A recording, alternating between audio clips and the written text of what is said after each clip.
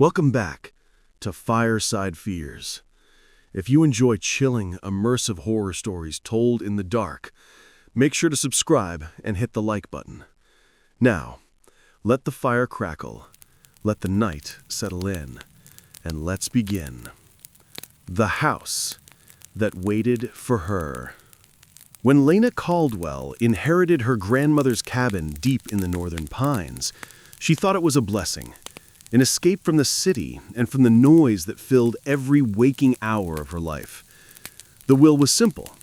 The property is yours, as long as you live there for 1 full year. She'd always loved the woods, or at least she used to. The road leading there was barely a road anymore, more of a scar through the trees. Her car rattled as gravel pinged against the undercarriage. The sun had already dipped below the tree line when she finally saw it. The cabin, hunched low under decades of pine needles, its chimney cracked, its windows dark. The key fit perfectly, though she swore she heard something click from inside, like a door unlocking itself deeper within the house. Inside, the air was stale, but warm, somehow. Dust coated every surface, yet she could see footprints, small, old, as though someone had been pacing in circles near the kitchen table. A teacup sat there, rimmed with brown residue. It hadn't been touched in years, but the faint scent of chamomile still lingered. That night, she unpacked what little she'd brought and lay in her grandmother's bed. Rain began to fall, whispering against the glass. Somewhere between waking and sleep, Lena heard the floorboards sigh. Then again, a step. Another. She held her breath. 3 steps. Stop. 4 more. Closer. She sat up and whispered, "Hello?" No answer. Just the faint creak of wood settling. Except the sound came from above her. There was an attic she hadn't seen. The next morning, she found the ladder in the hallway ceiling. She tugged the string, and the old wood unfolded with a groan. A wave of cold air poured down, thick and metallic, carrying a smell she couldn't name, something between rust and wet earth. She climbed halfway up, flashlight trembling. At first she saw nothing but boxes, then her light caught something. A rocking chair. It moved. No draft, no vibration. It just rocked once and stilled.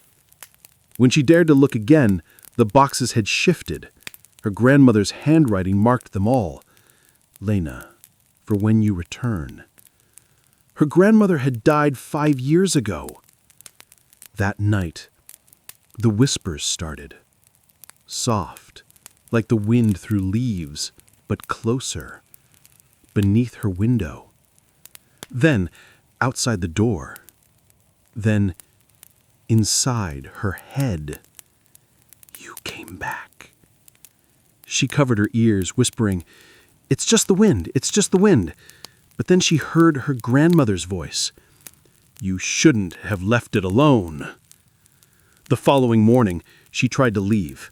The path she'd driven in on was gone, swallowed by mist. Her phone showed no signal, no GPS. The forest itself had rearranged, twisting every direction into a circle back to the cabin. By evening, she found her own tire tracks leading back to her doorstep. The house wanted her there. Days passed, or weeks. She wasn't sure anymore. The clocks had all stopped at 2:37 a.m., and each night the same moment woke her.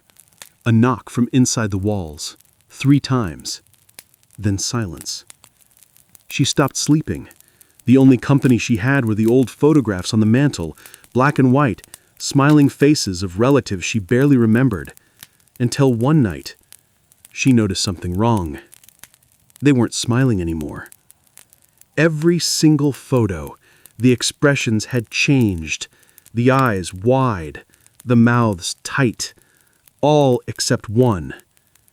In the far corner frame, where her grandmother sat holding baby Lena, there was now something else in the photo. A dark outline, standing behind the two of them, taller than any person could be. When Lena blinked, the figure seemed closer. She burned the pictures the next day. The fire roared to life instantly, bright and violent. Too much for a few scraps of paper. And in the flames, she saw faces, screaming, reaching. When it was over, the ashes formed words in the hearth.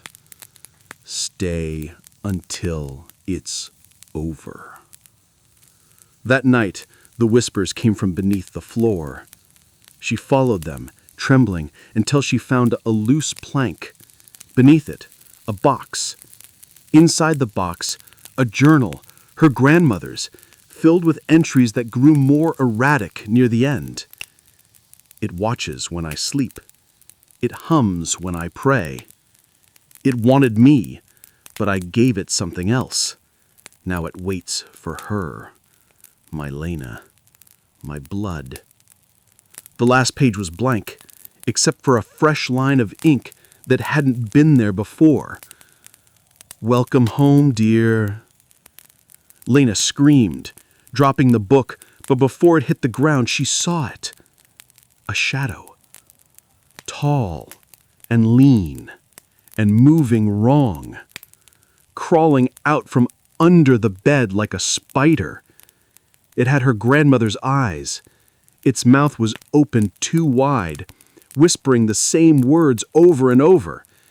You came back. You came back. You came back. She ran, out the door, into the mist, into the endless forest. No matter how far she went, the cabin always appeared again between the trees. Closer, each time, its windows glowing faintly, its door open, waiting. Weeks later, hikers found her car abandoned near the edge of the woods. No sign of her body, only a single note left on the dashboard, scrawled in her handwriting. Don't go inside after dark. It remembers you. It always remembers.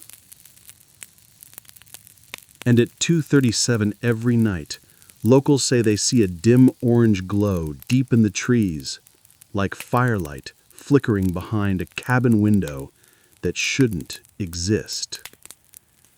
The fire's burning low now. If you enjoyed the story, stay close. There are many more to tell. Until next time, sleep with one eye open. You're never truly alone when you're near the fire.